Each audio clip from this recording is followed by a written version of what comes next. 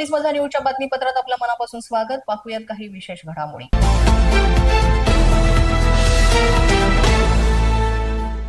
बोदवड तालुक्यातील शेलवड इथं एका दुर्दैवी घटनेत शेतकरी सतीश चौधरी यांच्या जनावरांच्या गोठ्याला भीषण आग लागली आहे. या आगीत जनावरांच्या चाऱ्यासह शेतीचं महत्त्वाचं साहित्य जळून खाक झालं असून शेतकऱ्याचं लाखो रुपयांचं नुकसान झालंय. या संकट काळात समाजसेवक विजय चौधरी यांनी तातडीनं धाव घेत मदतीचा हात पुढे केलाय. या घटनेचा थरार आणि नुकसान मिळालेल्या माहितीनुसार मोठ्या प्रमाणात आहे. सतीश चौधरी यांच्या गोठ्याला अचानक आग लागली. आगीची तीव्रता इतकी मोठी होती की पाहता पाहता गोठ्यातील शेती उपयोगी अवजारं आणि साहित्य जळून खाक झालं. यामध्ये सतीश चौधरी यांचं मोठं आर्थिक नुकसान झालं असून त्यांच्यासमोर उदरनिर्वाहाचा प्रश्न आता उभा ठाकलाय.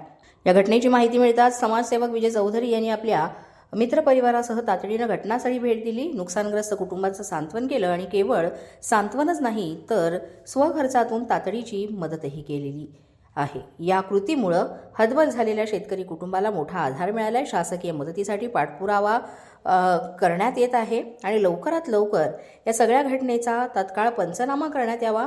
नुकसानीचा अहवाल तयार करून सतीश चौधरी यांना शासकीय नुकसान भरपाई मिळवून द्यावी यासाठी आता निवेदन देण्यात येणार आहे.